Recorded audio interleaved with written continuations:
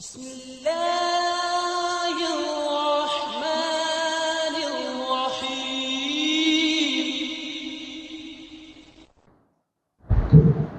بسم الله الرحمن الرحيم إن الحمد لله نحمده ونستعينه ونستغفره ونؤمن به ونتوكل عليه ونعوذ بالله من شرور أنفسنا ومن سيئات أعمالنا من يهده الله فلا مضل له ومن يضلله فلا هادي له وأشهد أن لا إله إلا الله وحده لا شريك له وأشهد أن محمدا عبده ورسوله أما بعد فقال الله تعالى في محكمه التنزيل بعد أعوذ بالله من الشيطان الرجيم بسم الله الرحمن الرحيم يا أيها الناس اتقوا ربكم الذي خلقكم من نفس واحدة وخلق منها زوجها وبث منهما رجالا كثيرا ونساء واتقوا الله الذي تساءلون به والأرحام إن الله كان عليكم رقيبا فقال نبينا صلى الله عليه وسلم فإن أصدق الحديث كتاب الله وخير الهدي هدي محمد صلى الله عليه وسلم وشر الأمور محدثاتها فكل محدثة بدعة وكل بدعة ضلالة وكل ضلالة في النار. இந்த உலகத்தை படைத்து காத்து போஷித்துக் கொண்டிருக்கின்ற எல்லாம் அல்ல அல்லாஹ் ஜல்ல சுப்ஹானஹு தஆலாவுக்கே புகழ் அனைத்தும் அல்ஹம்துலில்லாஹ். அல்லாஹ்வினால் அனுப்பப்பட்ட இறை தூதர் முஹம்மது நபி ஸல்லல்லாஹு அலைஹி வஸல்லம் அன்னவர்கள் மீதிலும் அன்னலாருடைய வாழ்க்கை வழிமுறைகளை அணுதவராது பின்பற்றி வாழ்ந்த உத்தம சஹாபாக்கள், அன்னலாரை தொடர்ந்தவர்கள், துயர்ந்தவர்கள், மறுமை வரைக்கும் வாழுகின்ற வாழ இருக்கின்ற அனைவர் மீதும் அல்லாஹுடைய சாந்தியும் சமாதானமும் என்றென்றும் சாரட்டும் சேரட்டும் என வேண்டியவனாக, மார்க்கத்திலே புதிதாக உண்டாகக்கூடிய அனைத்தும் பித்அத்துக்கள் ஒவ்வொன்றும் வழிகேடுகள் நாளை மறுமையில் நம்மை நரகின்பால் இட்டுச் செல்லும் என்ற இறை கட்டளை உங்களுக்கும் எனக்கும் தக்வா செய்து கொள்கின்றேன்.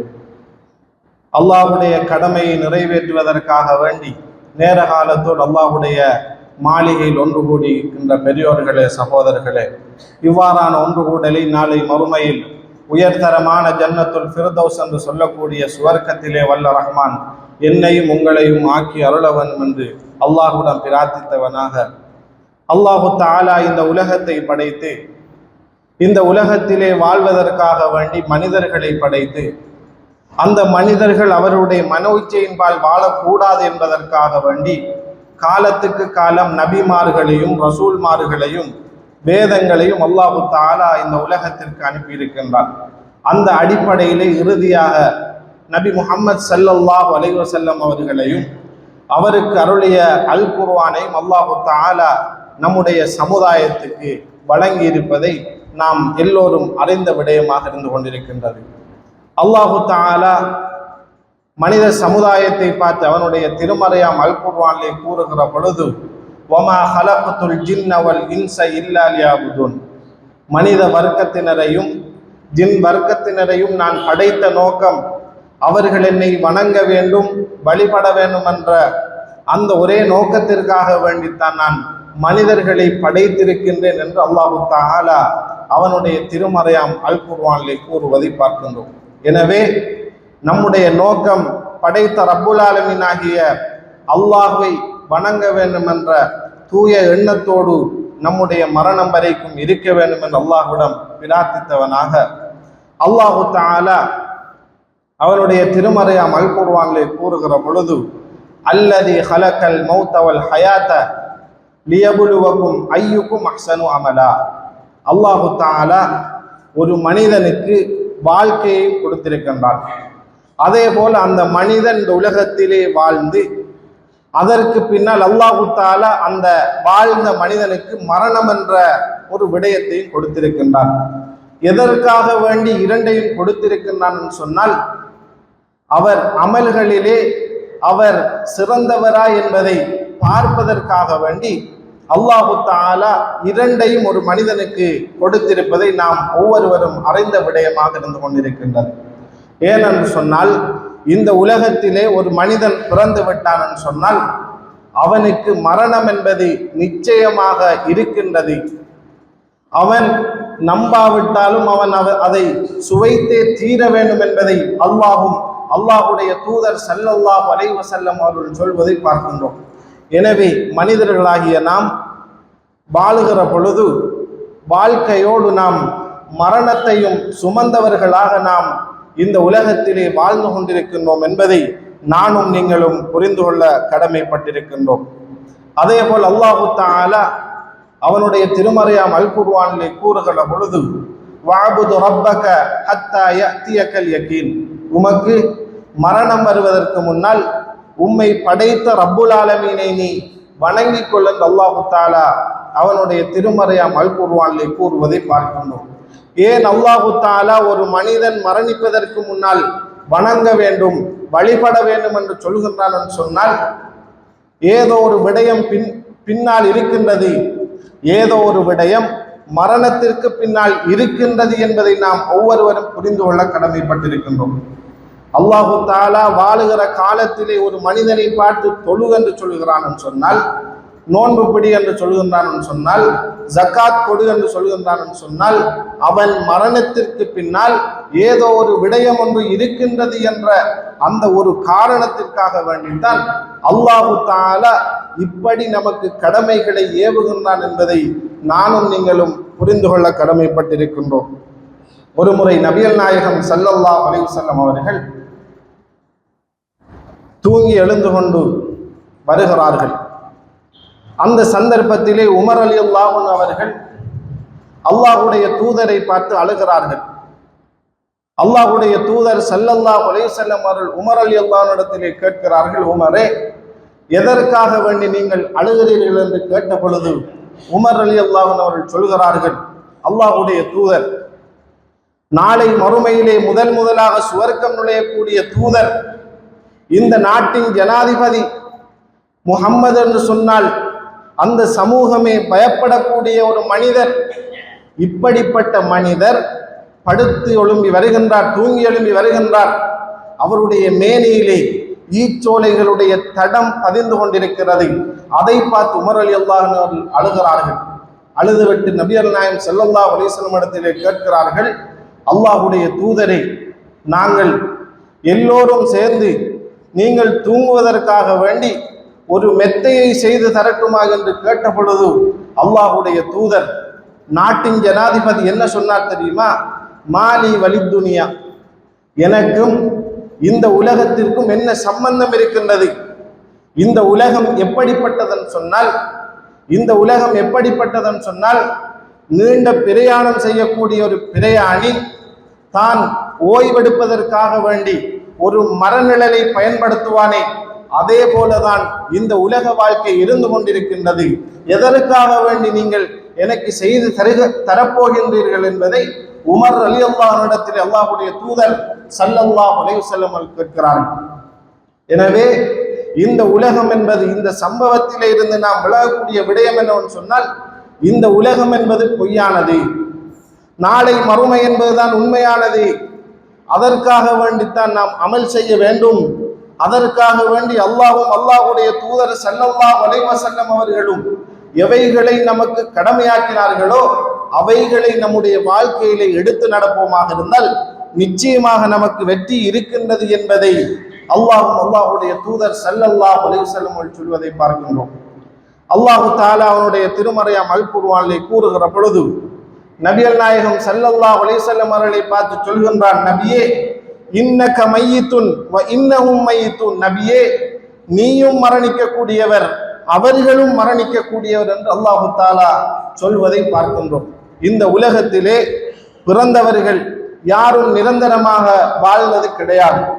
அனைவரும் மரணித்து விட்டார்கள். நமக்கு முன்னால் இருந்தவர்கள், நம்மோடு பிறந்தவர்கள், நம்மோடு உறவாடியவர்கள், நம்மோடு பெற்றோர்கள், பிள்ளைகள் மரணித்திருக்கிறார்கள். எனவே நான் மரணிக்கவில்லை என்று சொன்னால் அல்லாஹு தஆலா நமக்கு அவகாசம் தந்திருக்கின்றான். நான் கொள்ளவில்லை என்று சொன்னால், நான் மரணிக்கவில்லை என்று சொன்னால், என்னோடு பிறந்த என்னுடைய நண்பன், என்னுடைய சகோதரன், எனக்கு பிறந்த பிள்ளை மரணித்து விட்டிருக்கின்றது என்று சொன்னால், ஆனால் நான் மரணிக்கவில்லை என்று சொன்னால் அல்லாஹு தஆலா எனக்கு அவகாசம் தந்திருக்கின்றான். எதற்காக வேண்டி? நல்லமல் புரிந்து சுவர்க்கம் செல்ல வேண்டும் என்பதற்காக வேண்டி அல்லாஹு தஆலா நமக்கு நேரத்தை தந்திருக்கின்றான். எனவே அதை நான் நீங்களும் பயன்படுத்துவதற்கு அல்லாஹ்விடத்திலே பிரார்த்திக்க வேண்டும். நபிகள் நாயகம் ஸல்லல்லாஹு அலைஹி வஸல்லம் அவர்களும் அல்லாஹ்வும் எப்படியான வழிகாட்டலை நமக்கு காட்டி தந்திருக்கின்றார்களோ அந்த வழிகாட்டலின் மூலம் நமக்கு கடமையாக்கப்பட்ட விடயங்களை நாம் அல்லாஹ்வுக்கு நிறைவேற்றுவோமாக இருந்தால் நிச்சயமாக நாளை மறுமையிலே சுவர்க்கம் நுழையலாம் என்பதில் எந்த சந்தேகமும் கிடையாது.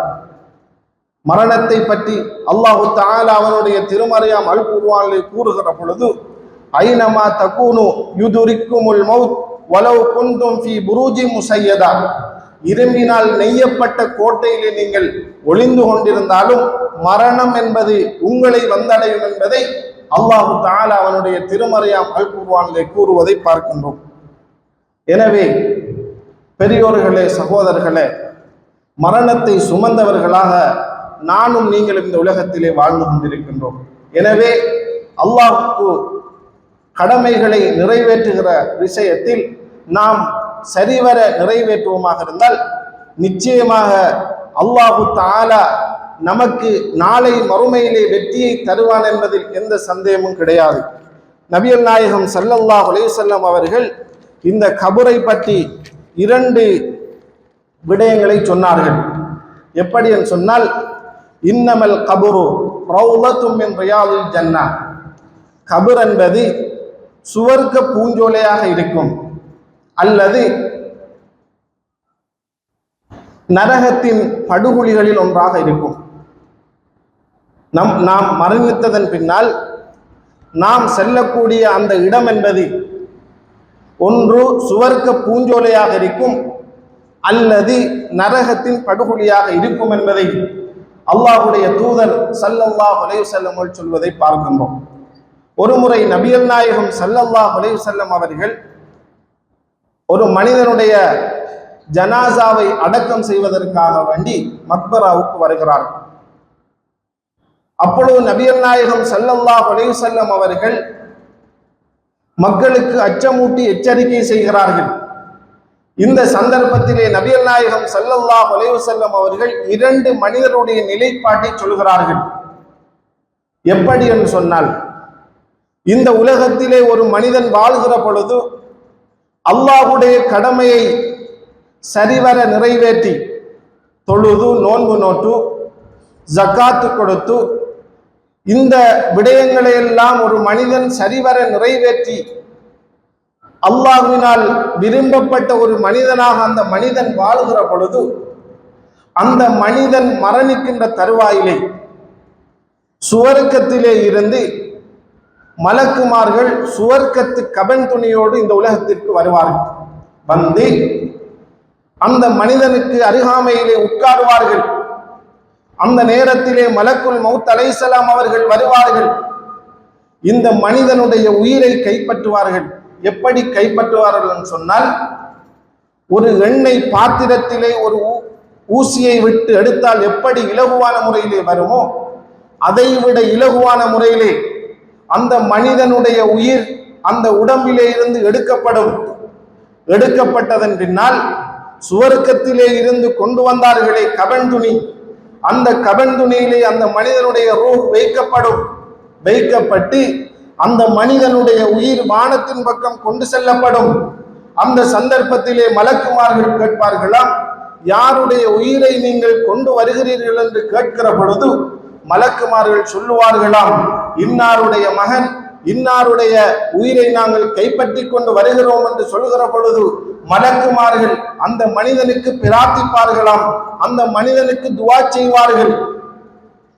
பின்னர் அந்த மனிதனுடைய உயிர் வானத்தின் பக்கம் கொண்டு செல்லப்படும். அப்பொழுது அல்லாஹு தஆலா அந்த மலக்குமார்களுக்கு கட்டளையிடுவான், நான் மனிதனை உலகத்திலே படைத்தேன், அங்கே மரணிக்க செய்தேன், அங்கே எழுப்புவதாக நான் கட்டளையிட்டிருக்கின்றேன். எனவே நீங்கள் இந்த உயிரை கொண்டு அந்த மனிதனிடத்திலே கொடுத்து விடுங்கள் என்று கட்டளையிடப்படும். மலக்குமார்கள் கொண்டு வருவார்கள். இந்த மனிதனுடைய உடல் அடக்கம் செய்யப்பட்டதன் பின்னால் இந்த மண்ணிடத்திலே வந்து அந்த உயிரை கொடுப்பார்கள். கேள்விகளை கேட்பார்கள். மன் ரப்புக வமா தீனுக வமன் நபியுக என்று கேட்கிற பொழுது அனைத்து கேள்விகளுக்கும் அந்த மனிதன் சரிவர விடைகளை அளிப்பான். அதற்கு பின்னால் அந்த மனிதனுக்கு கட்டளையிடப்படும், சுவர்க்கத்திலே இருந்து ஒரு வாயிலை நீங்கள் திறந்து கொடுங்கள் என்று மலக்குமார்களுக்கு கட்டளையிடப்படும். அந்த மனிதன் மகிழ்ச்சியிலும் சந்தோஷத்திலும் மூழ்கி விடுவான். இதை கண்ட மனிதன் மலக்குமார்களிடத்தை கேட்பான், எனக்கு சிறிது நேரம் அவகாசம் தாருங்கள். எதற்காக என்று சொன்னால், இந்த சந்தோஷத்தையும் இந்த மகிழ்ச்சியையும் நான் வெளியிலே சென்று என்னுடைய உற்றார் உறவினர்களோடு நான் பகிர்ந்துவிட்டு வருவதற்காக வேண்டி எனக்கு சிறிது நேரம் அவகாசம் தாருங்கள் என்று கேட்கப்படுகிற பொழுது அந்த மனிதனுக்கு சொல்லப்படும், இந்த இடத்திற்கு வந்தால் மீண்டும் செல்ல முடியாது, எனவே நீங்கள் தூங்கிக் கொள்ளுங்கள் என்று அந்த மனிதனுக்கு கட்டளையிடப்படும் என்பதை அல்லாஹ்வுடைய தூதர் ஸல்லல்லாஹு அலைஹி வஸல்லம் சொல்வதை பார்க்கின்றோம்.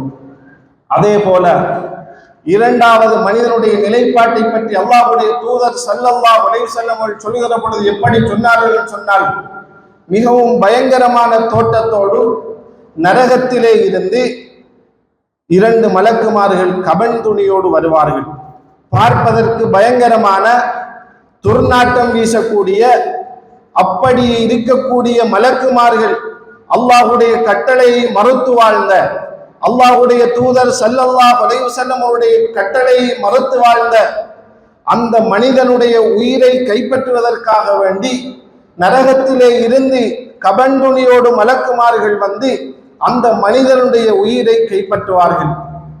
கைப்பற்றி கொண்டு அந்த மனிதனுடைய உயிரை வானத்தின் பக்கம் கொண்டு செல்கிற பொழுது மலக்குமார்கள் கேட்பார்கள், யாருடைய உயிரை நீங்கள் கொண்டு வருகிறீர்கள் என்று கேட்கிற பொழுது இன்னாருடைய மகன் இன்னாருடைய உயிரை கொண்டு வருகின்றோம் என்று சொல்லுகிற பொழுது அந்த மலக்குமார்கள் துஆ செய்வார்கள், நாசமும் கேடும் இவனுக்கு உண்டாகட்டும் என்று மலக்குமார்கள் பதுஆ செய்வார்கள். அதற்கு பின்னால் வானத்தின் பக்கம் கொண்டு செல்லப்படும். அல்லாஹு தஆலா கட்டளையிடுவான், நீங்கள் அந்த ரூஹை அந்த உடம்பிலே கொண்டு போய் கொடுத்து விடுங்கள் என்று கட்டளையிடப்படும். உலகுக்கு கொண்டு வருவார்கள். அந்த மனிதனுடைய உடல் அடக்கம் செய்யப்பட்டதன் பின்னால் அவனிடத்திலே கேள்விகளை தொடுப்பார்கள், மன் ரப்புக வமா தீனுக என்று. அந்த நேரத்திலே அல்லாஹ்வுடைய கட்டளையை மறந்து வாழ்ந்த அந்த மனிதன் ஹா ஹாலா அதிரி, எனக்கு தெரியாது எனக்கு தெரியாது என்று கத்துவான், கதறுவான். அவனுக்கு நரகத்திலே இருந்து ஒரு வாயில் திறக்கப்படும்.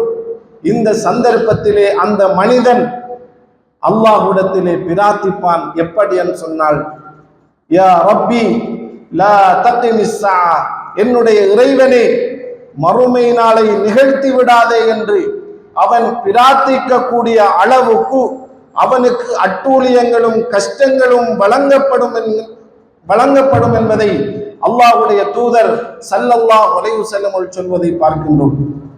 கபரிலே இப்படி அட்டூழியம் நடக்கின்றதுன்னு சொன்னால், மறுமை நிகழ்ந்தால் நரகத்திலே என்னுடைய நிலை என்ன என்று பயந்த அந்த மனிதன் அல்லாஹ்விடத்திலே அவன் பிரார்த்தனை செய்யக்கூடியவனாக இருப்பான் என்பதை அல்லாஹ்வுடைய தூதர் ஸல்லல்லாஹு அலைஹி வஸல்லம் சொல்வதை பார்க்கின்றோம்.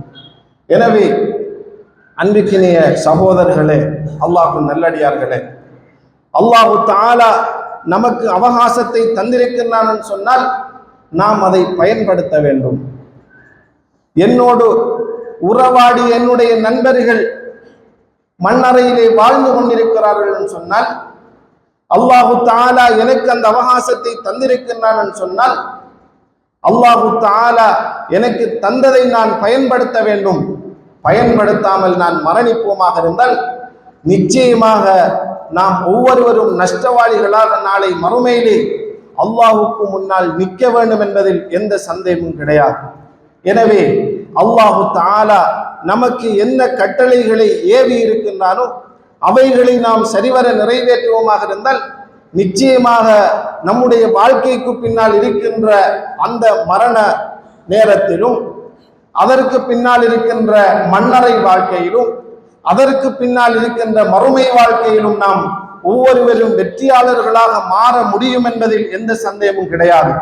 ஆனால் இவைகளை நாம் மறுத்து வாழ்வோமாக இருந்தால், அல்லாஹ்வுடைய மாளிகையிலே அதான் ஒலிக்கப்படுகிற பொழுது அல்லது அல்லாஹ்வுடைய மாளிகையில் தொழுகை நடாத்தப்படுகிற பொழுது அவைகளை நாம் கடந்து செல்வோமாக இருந்தால் நிச்சயமாக நம்மை விட நஷ்டவாளி இந்த யாரும் கிடையாது. அல்லாஹு தஆலா அவனுடைய திருமறையாம் அல் குர்ஆனிலே கூறுகிற பொழுது எப்படி சொல்கின்றான் என்று சொன்னால், மனிதர்களை பார்த்து அவர்களுக்கு காதுகள் இருக்கும் ஆனால் கேட்க மாட்டார்கள், அவர்களுக்கு கண்கள் இருக்கும் பார்க்க மாட்டார்கள். அல்லாஹு தஆலா சொல்லிவிட்டு சொல்கின்றான், அவர்கள் மிருகங்களை போன்றவர்கள். அவர்களுக்கு அல்லாஹ்வுடைய அதான் ஹய்யால ஸலா ஹய்யாலல் ஃபலா என்று சொல்லுகின்ற அந்த சத்தம் அவருடைய காதுகளிலே கேட்கும், ஆனால் அதை அவர்கள் கணக்கெடுக்க மாட்டார்கள். அவர்கள் அல்லாஹ்வுடைய மாளிகையை கடந்து செல்கிற பொழுது அல்லாஹ்வுடைய மாளிகையிலே தொழுகை நடாத்தப்படும் பார்ப்பார்கள், ஆனால் அதை அவர்கள் கணக்கெடுக்க மாட்டார்கள். இவர்களை அல்லாஹு தஆலா அல் குர்ஆனிலே எப்படி சொல்கின்றான் சொன்னால், அவர்கள் மிருகங்களை போன்றவர்கள் என்று சொல்லிவிட்டு பல்ஹும் அவல், மிருகங்களை போன்றவர்கள் அல்ல, அதைவிடவும் மோசமானவர்கள் என்று அல்லாஹு தஆலா அவனுடைய திருமறையாம் அல் குர்ஆனிலே கூறுவதை பார்க்கின்றோம். எனவே சகோதரர்களே, பெரியோர்களே, அல்லாஹு தஆலா தனக்கு ஆரோக்கியத்தை தந்திருக்கின்றான். தன்னுடைய 2 கால்கள், 2 கைகள், 2 கண்களை அல்லாஹு தஆலா ஆரோக்கியமானதாக படைத்திருக்கின்றான். ஆனால் நாம் நன்றி கெட்ட அடியார்களாக வாழுவோமாக இருந்தால் நிச்சயமாக நாம் ஒவ்வொருவரும் நஷ்டவாளிகளாக நாளை மறுமையிலே அல்லாஹுக்கு முன்னால் நிற்க வேண்டும் என்பதை ஒவ்வொருவரும் புரிந்து கொள்ள கடமைப்பட்டிருக்கின்றோம். எனவே மரணம் என்பது நிச்சயிக்கப்பட்ட ஒன்றாக இருக்கின்றது. நபி மூசா அலைஹிஸ்ஸலாம் அவருடைய காலத்திலே வாழ்ந்த ஃபிர்அவுன் நான் உயர்ந்த இறைவன் என்று மக்களுக்கு மத்தியிலே நான் தான் கடவுள் என்பதை சொல்லி வாழ்ந்த ஃபிர்அவுன் கடைசியிலே அந்த ஃபிர்அவுனும் மரணத்தை சுவைத்தான் என்பதை நாம் வரலாற்றின் மூலம் காணக்கூடியதாக இருக்கிறது.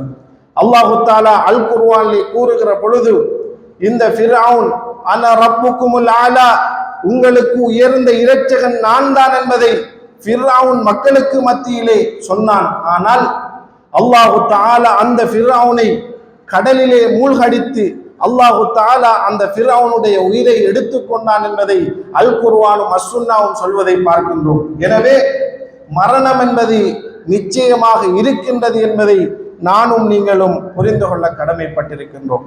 அதற்கு பின்னால் மன்னரை வாழ்க்கை இருக்கின்றது. அதற்கு பின்னால் கியாமத்துடைய நாள், மறுமையுடைய நாள். அந்த மறுமையுடைய நாளை நாம் ஈமான் கொள்வது என்பது ஈமான் கொள்ளக்கூடிய விடயங்களிலே ஒன்றாக இருந்து கொண்டிருக்கின்றது. ஒரு மனிதன் இந்த விடயத்தை மறுப்பாராக இருந்தால் அவர் ஒரு முஃமினாக முடியாது என்பதை அல்லாஹும் அல்லாஹுடைய தூதர் ஸல்லல்லாஹு அலைஹி வஸல்லம் சொல்வதை பார்க்கின்றோம். இந்த உலகம் மன்னரை வாழ்க்கைக்கு பின்னால் இந்த உலகம் அழிகின்ற பொழுது ஒரு சூர் ஊதப்படும். இந்த உலகம் அப்படியே அழிந்துவிடும். அதற்கு பின்னால் மனிதர்கள் எழுப்பப்படுவார்கள்.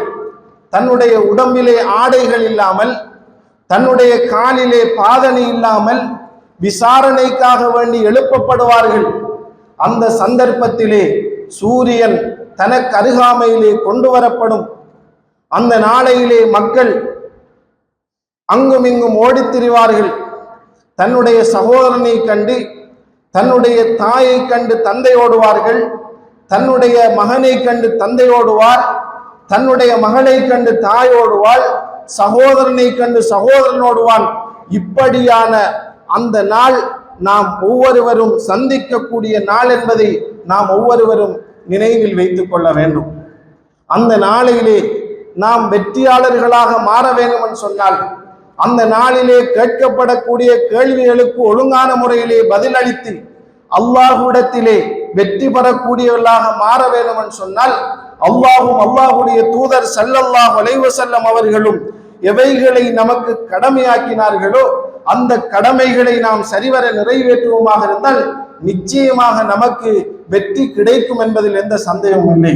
ஏனென்று சொன்னால் அந்த நாளையிலே அல்லாஹு தஆலா அந்த நாளையிலே என்ன விடயங்கள் நடக்கும் என்பதை சொல்லுகிற பொழுது வத்து கல்லிமுனா ஐதீஹிம் நம்முடைய கைகள் பேசும், வத்தஷ்ஹது அர்ஜுலுஹும் நம்முடைய கால்கள் அந்த நாளையிலே பேசும் என்பதை அல்லாஹு தஆலா அவனுடைய திருமறையாம் அல் குர்ஆனிலே கூறுவதை பார்க்கின்றோம்.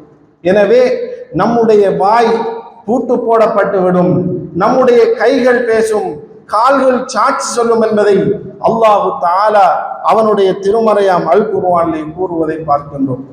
எனவே அல்லாஹு தஆலா இந்த உலகத்தை படைத்து நமக்கு ஆரோக்கியத்தை தந்து அல்லாஹு தஆலா நமக்கு விளங்கக்கூடிய சிந்தனையை தந்து அல்லாஹ்வும் அல்லாஹ்வுடைய தூதர் ஸல்லல்லாஹு அலைஹி வஸல்லம் அவர்களும் இவைகளை நமக்கு கடமையாக்கி இருக்கின்றார்கள் என்ற இந்த இலகுவான இஸ்லாமிய மார்க்கத்திலே அல்லாஹு தஆலா நம்மை படைத்திருக்கிறான் சொன்னால் இந்த மார்க்கத்திலே இருக்கிற பொழுது அல்லாஹ்வினால் கடமையாக்கப்பட்ட விடயங்களை நாம் சரிவர நிறைவேற்றுவோமாக இருந்தால் நிச்சயமாக அல்லாஹு தஆலா நமக்கு சுவர்க்கத்தை தருவான், அதில் எந்த சந்தேகமும் கிடையாது. எனவே அல்லாஹ்வுடைய கடமையை ஏற்று அவனுடைய சுவர்க்கத்தை அடையக்கூடிய நட்பாக்கியத்தை வல்ல ரஹ்மான் எனக்கும் உங்களுக்கும் ஆக்கி அருள் புரிவானாக. வஆஹிரு தஅவானா அல்ஹம்துலில்லாஹி ரப்பில் ஆலமீன்.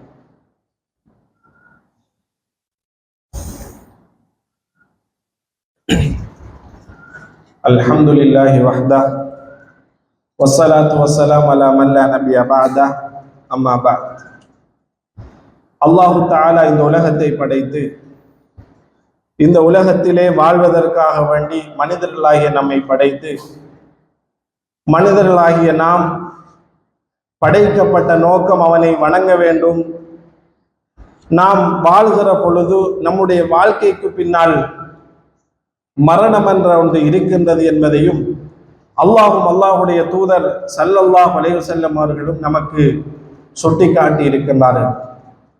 அந்த வாழ்க்கையை நாம் சரிவர நிறைவேற்றுவோமாக இருந்தால் அதற்கு பின்னால் இருக்கின்ற மரண சந்தர்ப்பத்திலே அல்லாஹு தஆலா நம்முடைய உயிரை இலகுவான முறையிலே கைப்பற்றி கொண்டு அதற்கு பின்னால் இருக்கின்ற மறுமையுடைய வாழ்க்கையிலே நாம் வெற்றி அடைந்து 2 விடயங்களை நாம் மேற்கொள்ள முடியும் என்பதை அல்லாஹும் அல்லாஹுடைய தூதர் ஸல்லல்லாஹு அலைஹி வஸல்லம் சொல்வதை பார்க்கின்றோம்.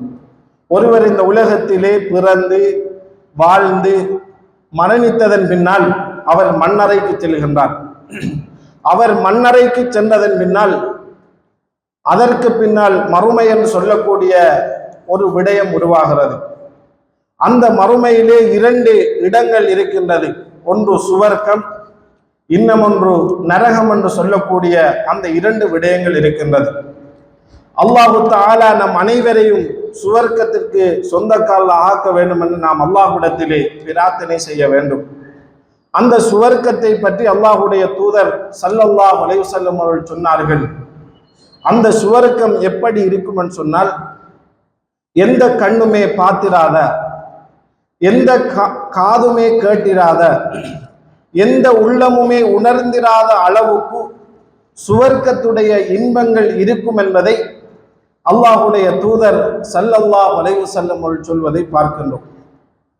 சுவர்க்கத்தினுடைய மாளிகைகளை பற்றி அல்லாஹ்வுடைய தூதர் ஸல்லல்லாஹு அலைஹி வஸல்லம் அவர்கள் சொல்லுகிற பொழுது அந்த சுவர்க்கத்திலே கட்டப்பட்டிருக்கின்ற மாளிகைகள் சுவர்க்க வாசிகளுக்கு சுவர்க்கத்திலே கட்டப்பட்டிருக்கின்ற மாளிகைகள் எப்படி இருக்கும் என்று சொன்னால் ஒரு கல்லு தங்கத்தினாலும் ஒரு கல்லு வெள்ளியினாலும் அதனுடைய சீமந்து பூச்சிகள் கஸ்தூரியினாலும் அதனுடைய பாதைகள் அதனுடைய தரைகள் முத்துக்கள் மதகரங்களாலும் ஆக்கப்பட்டிருக்கும் என்பதை அல்லாஹ்வுடைய தூதர் ஸல்லல்லாஹு அலைஹி வஸல்லம் சொல்வதை பார்க்கின்றோம்.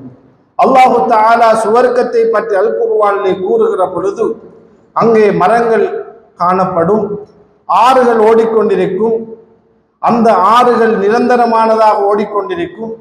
அந்த ஆற்றிலே ஒரு மனிதன் குளிப்பானாக இருந்தால் அங்கே மது ஆறு ஓடிக்கொண்டிருக்கும், பாலாறு ஓடிக்கொண்டிருக்கும்.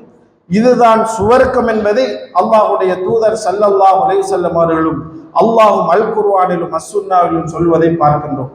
அதே போல சுவர்க்கத்திலே ஒரு மனிதன் உணவு உண்ண வேண்டும் என்று சொன்னால் அவனுக்கு அந்த சுவர்க்கத்திலே வெள்ளி தட்டுக்களும் தங்க தட்டுக்களும் அவனுக்கு வழங்கப்படும். அந்த தட்டுக்களிலே தான் சுவர்க்கத்திலே இருக்கிற மனிதன் உணவு உண்ணுவான். அதே போல அந்த சுவர்க்கத்திலே இருக்கிற மனிதன் தாகம் ஏற்படுகிற பொழுது நீர் அருந்துவதற்காக வேண்டி வெள்ளி தங்கம் போன்ற குவளைகளை தான் அவன் பாவிப்பான் என்பதை அல்லாஹும் அல்லாஹுடைய தூதர் ஸல்லல்லாஹு அலைஹி வஸல்லம் அவர்கள் சொல்வதை பார்க்கின்றோம். நாம் இந்த உலகத்திலே வாழ்கிற பொழுது கஷ்டப்பட்டு அமல் செய்து அல்லாஹ் தஆலா நமக்கு ஏவியவைகளை எடுத்தும் தடுத்தவைகளை தவிர்த்தும் நாம் வாழ்வோமாக இருந்தால் நாளை மறுமையிலே நாம் எந்த ஒரு கஷ்டம் படாமலும் சந்தோஷத்திற்கு மேல் சந்தோஷமாக மகிழ்ச்சிக்கு மேல் மகிழ்ச்சியாக நாம் நாளை மறுமையிலே சுவர்க்கத்திலே வாழலாம் என்பதில் எந்த சந்தேகமும் கிடையாது. அதே போல நரகத்தை பற்றி நபிகள் நாயகம் ஸல்லல்லாஹு அலைஹி வஸல்லம் சொன்னார்கள், நரகம் என்பது முழுக்க முழுக்க எரிகட்டைகளை கொண்டு எரிக்கப்படுகின்ற கற்களை கொண்டு எரிக்கப்படுகிற ஒரு இடம்தான் நரகமாக இருந்து கொண்டிருக்கின்றது. இந்த உலகத்திலே அல்லாஹ்வுடைய கட்டளைகளை மறந்து வாழ்ந்த மனிதனுக்கு நாளை மறுமையிலே நரகம் வழங்கப்படும். அந்த நரகத்திலே அந்த மனிதன் கஷ்டப்படுவான். அந்த மனிதனுக்கு நாளை மறுமையிலே நரகத்திலே தண்டனைகள் இருக்கின்றது. அந்த மனிதன் நாளை மறுமையிலே நரகத்திலே இருக்கிற பொழுது அந்த மனிதன்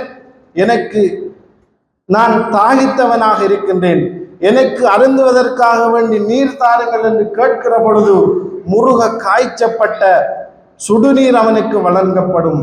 அவன் அந்த நரகத்திலே தண்டனைகளை அனுபவித்துக் கொண்டிருக்கின்ற சந்தர்ப்பத்திலே அவன் நான் பசியோடு இருக்கின்றேன், உண்ணுவதற்கு உணவு தாருங்கள் என்று செல்லுகிற பொழுது அவனுக்கு நாளை மறுமையிலே நாம் நம்முடைய வாய்களால் வார்த்தைகளால் செல்ல முடியாத அளவுக்கு மிக மோசமான உணவுகளை அல்லாஹு தஆலா அந்த நரகத்திலே இருக்கிற மனிதனுக்கு வழங்குவான் என்பதை அல் குர்ஆனிலும் அஸ்ஸுன்னாவிலும் சொல்வதை பார்க்கின்றோம்.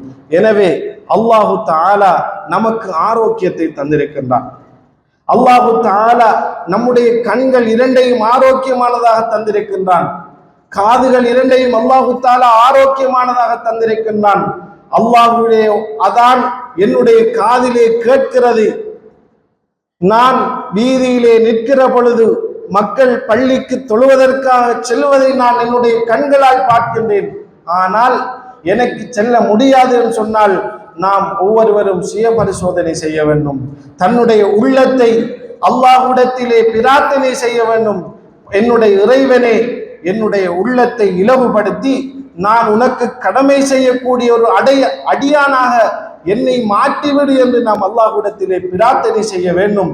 அதை விட்டு நாம் நம்முடைய இயல்பான வாழ்க்கையிலே இருப்போமாக இருந்தால் தன்னுடைய காதிற்கு அல்லாஹ்வுடைய அதான் கேட்பது, அதை நாம் கேட்காமல் விடுவது, அல்லாஹ்வுடைய மாளிகைக்கு அல்லாஹ்வினால் கடமையாக்கப்பட்ட அந்த தொழுகையை நிறைவேற்றுவதற்காக வேண்டி மக்கள் செல்லுகிற பொழுது அதை நான் பார்த்து கொண்டிருக்கின்றேன், ஆனால் நான் செல்வது கிடையாது. இப்படியான வளமையான வாழ்க்கையிலே நாம் இருப்போமாக இருந்தால் நிச்சயமாக நமக்கு கெடுதி இருக்கின்றது என்பதை நாம் ஒவ்வொருவரும் புரிந்து கொள்ள வேண்டும். அல்லாஹ் இன்றைய காலகட்டத்திலே திடீர் மரணங்கள் அதிகரித்துக் கொண்டிருக்கின்றது. நாம் கதைத்துக் கொள்கின்றோம். நேற்றிரவு என்னோடு கதைத்துக் கொண்டிருந்த மனிதன் இன்று மரணித்து விட்டார். அவர் ஒரு நோயாளியை போல் அல்ல, அவர் ஒழுங்கான முறையிலே தான் என்னோடு பேசிக் கொண்டிருந்தார் என்று நாம் சொல்கின்றோம். ஆனால் நாளை அது நானாக இருந்தால் என்னுடைய நிலைமை என்ன என்பதை நாம் ஒவ்வொருவரும் சிந்திப்போமாக இருந்தால் நிச்சயமாக நமக்கு படிப்பினை இருக்கின்றது என்பதை நாம் ஒவ்வொருவரும் புரிந்து கொள்ள கடமைப்பட்டிருக்கின்றோம். எனவே தன்னுடைய நண்பர்கள், தன்னோடு பிறந்தவர்கள் மரணித்து விட்டார்கள், தான் வாழ்ந்து கொண்டிருக்கின்றேன் என்று சொன்னால் அல்லாஹு தஆலா தனக்கு அவகாசம் தந்திருக்கின்றான். அந்த அவகாசத்தை நாம் பயன்படுத்த வேண்டும். அந்த அவகாசத்தை நாம் பயன்படுத்துவோமாக இருந்தால் நிச்சயமாக நமக்கு வெற்றி இருக்கின்றது என்பதில் எந்த சந்தேகமும் கிடையாது. எனவே அல்லாஹு தஆலா நமக்கு தந்த ஆரோக்கியத்தை நாம் பயன்படுத்த வேண்டும். அல்லாஹு தாலா நாளை மறுமையிலே கேட்கக்கூடிய கேள்விகளிலே அல்லாஹு தாலா கேட்பான், உன்னுடைய ஆரோக்கியத்தை நீ எப்படி பயன்படுத்தினாய், உன்னுடைய வாலிபத்தை நீ எப்படி பயன்படுத்தினாய் என்று அல்லாஹு தாலா நாளை மறுமையிலே கேட்பான். அதற்கு நானும் நீங்களும் தயாராக வேண்டும். அதற்கு நாம் தயாராக வேண்டும் என்று சொன்னால் அல்லாஹுடைய கடமைகளை நாம் சரிவர நிறைவேற்ற வேண்டும். அல்லாஹுடைய கடமைகளை நாம் சரிவர நிறைவேற்றுவோமாக இருந்தால் நிச்சயமாக நாம் இலகுவான முறையிலே தன்னுடைய உடம்பிலே இருந்து எடுக்கப்படும், தன்னுடைய உயிர் சுவர்க்கத்து கபந்துணியிலே சுத்தப்படும்.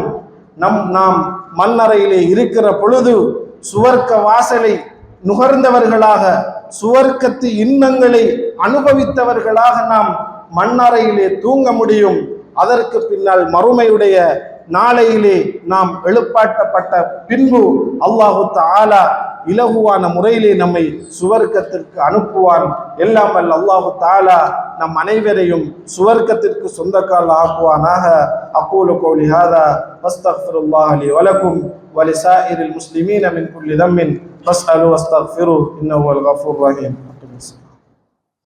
பாக்கியா மீடியாவில் வரும் வீடியோக்களை எமது சேனலின் கீழுள்ள சப்ஸ்கிரைப் பட்டனை கிளிக் செய்வதன் மூலம் தொடர்ச்சியாக பார்வையிட முடியும். வீடியோக்களை லைக், ஷேர் செய்து மற்றவர்களும் பயன்பெற முயற்சிப்போம். எமது அமல்களை அல்லாஹ் ஏற்றுக்கொண்டு இம்மையிலும் மறுமையிலும் வெற்றி பெறச் செய்வானாக.